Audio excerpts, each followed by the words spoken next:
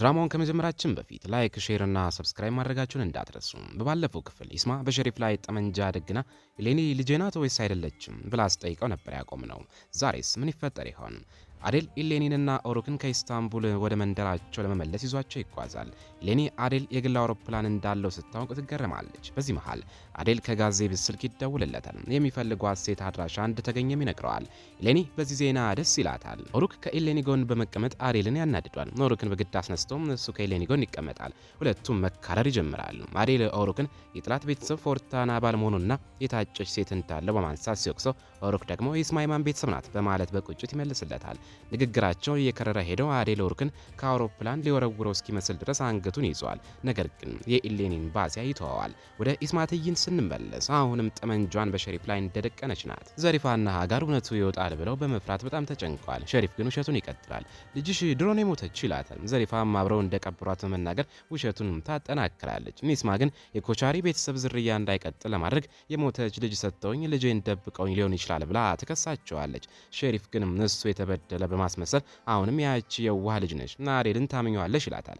ከዚያም ከ20 ዓመት በፊት አዴል ከሀጋር ጋር የተነሳውን ፎቶ በማሳየት የቀድሞ ቁስሏን ይቀሰቅሳል። ኢስማም ከአዴል የጸነሰችበትን ጊዜ ታስታውሳለች። በዚያን ጊዜ ቤተሰቦቿ ለክብሯ ሲሉ ሊያጋቧት ይመጣሉ። ኢስማ አዴልን አገባለሁ ብላ ስታስብ፣ ሀጋር ግን አዴል እኔን ለማስቀናት አንቺን እየተጠቀመብሽ ነው እንጂ አይወድሽም ብላ ተዋሸታለች። ፎቶውንም እንደ ማስረጃ ታሳያታለች። ዘሪፋና ሸሪፍ በድሮ ጊዜ አዴል አታሏት እንደጠፋ በማሳመን ሸሪፍ አግብቷት ልጇን በስሙ እንድታስመዘግብ ያግባቧታል። ኢስማ ያንን መራር ትዝታ በማስታወስ ራሷን ስታ ትወድቃለች። ድሮው ህፃናትን በመሸጥ የምትታወቀው ሱልጣን የተባለች አሮጊት ደሞዟን ስትቀበል ትታያለች። ጋዜብ ወደ ቤቷ ሊፈልጋት ይሄዳል፣ ግን አያገኛትም። ጎረቤቷ ግን ጋዜብን ፎቶ አንስታ ለሀጋር ትልክላታለች። ሀጋር ፎቶን ስታይ ትደነግጣለች። ሱልጣን አክስቷ መሆኗንና ሚስጥሩንም በገንዘብ ልትሸጥ እንደምትችል ለሸሪፍና ለዘሪፋ ትነግራቸዋለች። በዚህ መጨነቅ ይጀምራሉ። ሀጋር አክስቷ ሱልጣናን ለማግኘት ብትሞክርም አትመልስላትም። ይህም ቤተሰቡን የበለጠ ያስጨንቃል። ሸሪፍ ወጥቶ ለጎካን የመንደሩ መግቢያዎች በሙሉ እንዲዘጋና የኮቻሪ ቤተሰብ አባላት እንዳይገቡ እንዲከለክል ያዘዋል። ዘሪፋ ሚስጥሩ ለዘላለም ተቀብሮ እንዲቀር ሱልጣንን ማስወገድ እንዳለባቸው ትጠቁማለች። ሌኒ ከተረጋጋች በኋላ አዴልን የቁጣ መቆጣጠር ችግር እንዳለበትና የስነ ልቦና ሐኪም ማማከር እንዳለበት ትነግረዋለች። አዴልና ኦሩክ በንግግሯ ይስቃሉ። አዴል ግን በቁጣ ያለ ዘመናት ስንገድል የኖርን ሰዎች ነን፣ መላመድ ካልቻልሽ ወደ መጣሽበት ተመለሽ ይላታል። ኦሩክ አዴልን በንግግሩ ክፋት ቢወቅሱም አዴል ግን ለወደፊት ክደቶች እንድትጠነክር እያደረግኳት ነው ብሎ ይመልስለታል። ኦሩክ አዴልን ኢስማን ከወደድካት ለምን ላጎቴ እንድትሰጥ አሳልፈ ተውካት ይለዋል። አዴል በንግግሩ ይነካል። ወደ ኋላ 20 ዓመት ትዝታ ይመለሳል። በወቅቱ እስር ቤት እያለ ኢስማ መታ ከሀጋር ጋር ስላሉ ፎቶ ስትወቅሰውና ሸሪፍን እንደምታገባ ስትነግረው ይታያል። ሸሪፍ ከእስር ቤት ብረት ጀርባ ሆኖ ሲያበሳጨው ይታያል። አውሮፕላኑ ሲያርፍ ፋጢማ ትጠብቃቸዋለች። ኢሌኒን አግኝታ በጎቹን ስላዳነች ታመሰግናታለች። አዴል የኦሩክን ወንድም ኢሶን ሲያይ በሁለቱ ቤተሰቦች መካከል ያለው ውጥረት ይቀጥላል። ሴፍጂ ብቅ ትላለች። ከኦሩክ ጋር መጨቃጨቅ ትጀምራለች። ኦሩክ መኪና ውስጥ አስገብቶ ይዟት ቢሄድም የኢሌኒ እናት ፍለጋ ስራ ስላለው መሀል መንገድ ላይ አውርደው በታክሲ እንድትሄድ ያደርጋታል። ኢስማ ነክታም ሀጋርን ከፊት ለፊቷ ስታገኛት ከክፍሉ ታስወጣታለች። ለኦሩክ ብትደውልም ስልኩን አያነሳም። ወደ አዴል ስትደውል ግን ኢሌኒንና ኦሩክን ከኢስታንቡል እንዳመጣቸው በቁጣ ይነግራታል። የፎርታና ሙሽራም ብሎ ይጠራታል። ሁለቱም ባሉበት ቦታ ሆነው ያለቅሳሉ። ጋዜብ መንገዱ በጎካንና በፎርታና ሰዎች መዘጋቱን ያያል። አዴልና ጋዜብና ፋጢማ ወርደው ከተቃራኒ ቡድን ጋር የተኩስ ልውውጥ ይጀምራሉ። ሌኒ በመፍራት እያለቀሰች ከመኪና ትወርዳለች። ጎካን አዴልን ሊገድለው ሲቃረብ ኢሶና ኦሩክ በመኪና መጥተው ጎካን ይገጩታል። ድንገት የፖሊስ ሳይረን ድምፅ ይሰማል። ጎካንና ሰዎቹም ይሸሻሉ። ነገር ግን ፖሊስ እንዳልመጣና ኢሌኒ ኤአይ ተጠቅማ በድምፅ ማጉያ ድምፁን እንዳወጣችው ይረዳሉ። ሁሉም በብልህነቷ ይደነቃሉ። አዴል፣ ፋጢማና ኢሌኒ ተቃቅፈው ደስታቸውን ይገልጻሉ። ሸሪፍና ዘሪፋም የኮቻሪ ቤተሰብ በማምለጣቸው ይናደዳሉ። በዚህ መሃል ኢስማ ልጇ ወደ ተቀበለችበት መቃብር ሄዳ ኢሌኒ ልጄ ናት የሚል ከፍተኛ ጥርጣሬ ስላላት መቃብሩን ልትቆፍር ታስባለች። ሽሪን መታ ታጽናናታለች። በድሮ ጊዜም የህፃኗን አስክሬን ያመጣችው ሱልጣን መሆኗንም ትነግራታለች። አዴልና ቡድኑ ሱልጣን ወደምትኖሩበት ተራራ ቦታ ሄዳሉ። ፍለጋም ሲጀምሩ ድንገት ሱልጣን ወታ ጋዜብን በዱላ ጭንቅላቱን መታ ባልተለመደ ፍጥነት ልታመልጥ ትሞክራለች። ጋዜብ ተከትሎ ይዛታል። ትልቁ መገረም የሚመጣው እዚህ ጋር ነው። ሴትዮዋ አሮጊት ሳትሆን ሱልጣንን መስላ የተወነች ወጣት ናት። ጋዜብ በታምራዊ እጄ ወደ ወጣትነትሽ መለስኩሽ በማለት ይሳለቅባታል። አዴል ለምን ተለወጥሽ ብሎ ሲጠይቃት ትወና ስለምወድ ነው በማለት ተዋሻለች። ሌኒ ግን ይህችን ወጣት ከዚህ በፊት በኦሩክ የሰርግ ድግስ ላይ ስትጨፍር እንዳየቻት ታስታውሳለች። በከፍተኛ በከፍተኛ ግፊት ውስጥ ሆና ወጣቷ እውነቱን ትናገራለች። እሷ የሀገር አክስት ልጅ ስትሆን ትክክለኛ አዋላጇ ሱልጣና ደግሞ የሀገር አክስት መሆኗ ታወቀ። ኦሩክ አጎቱና ቤተሰቦቹ የጠነሰሱትን ሴራ ሲረዳ በከፍተኛ ሁኔታ ይደነግጣል። አዴል የፎርታና ቤተሰቦች አንቺን የላኩሽ እኔን ለማታለል ነው ብለው ኦሩክ ላይ ሽጉጥ ይደቅንበታል። ሌኒ እያለቀሰች በመሃል ገብታ ኦሩክ ምንም የሚያውቀው ነገር የለም ብላ ትከላከልለታለች። አዴል ኦሩክን ቢተወውም በከፍተኛ ቁጣ እንደተሞላ ነው። ኦሩክና ኢሱም አሁን ኢሌኒ የአዴልና የኢስማ ልጅ ልትሆን እንደምትችል ይገምታሉ። በዚህ መሃል ኢስማ እውነቱን ለማረጋገጥ የልጇን መቃብር መቆፈር ትጀምራለች። ነገር ግን ልቧ ስላልፈቀደላት እያለቀሰች ታቆመዋለች። ሸሪፍ ደውሎ ለስራ እንድትመጣ ሲነግራት እየመጣው ነው ብላ ትመልሳለች። አዴል ወጣቷን ቤቱ ወስዶ ሲመረምራት ባሊ እንደምትባልና የሞተች እናቷ ሱልጣናን ስም በመጠቀም የመንግስትን ደሞዝ የምትሰርቅ አታላይ መሆኗን ይደርስበታል። ለኔ እናቷን ልታገኝበት የምትችለውን ብቸኛ መንገድ ሱልጣንን በመሞቷ ምክንያት ተስፋ ቆርጣ ታለቅሳለች። አዴል ባሊን ለፖሊስ እንድትሰጥ ያዛል። ኦሩክ በከፍተኛ ቁጣ ወደ ቤቱ ተመልሶ አጎቱ ሸሪፍን ይፈልጋል፣ ግን አላገኘውም። ሴፍጂ ለሰርጉ የሚሆን የጥሎሽ እቃዎችን ወደ ቤቷ አምጥታ ሲያይ ቁጣው ይጨምራል። ሀጋር ስለ አክስቷ ሱልጣን ምንም እንደማታውቅ ብቷሽም ኦሩክ ይጮህባታል። ኢሌኒን በማንሳት የምታበሳጨው ሴፍጂንም ከቤት ያስወጣታል። ኢሌኒ ፋጢማን ስለ ሰርግ ጥሎሽ እቃ ትርጉም ስትጠይቃት ፋጢማ ይህ ማለት ኦሩክና ሴፍጂ ሊጋቡ መሆኑን እንደሚያሳይ ትነግራታለች። ኢሌኒም በፊቷ ላይ የሀዘን ስሜት ይታያል። አዴልና ኢስማ በፎርታና ቤተሰብ ሆቴል ፊት ለፊት ይገናኛሉ።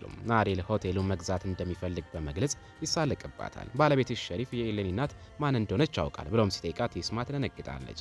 አዴል ከፊቷ ላይ ሸሪፍ ሚስጥሩን እየደበቀ እንደሆነ ይረዳል። ኢስማ አዴልን ከሀጋር ጋር ስለነበረው የድሮ ክህደት ትወቅሰዋለች።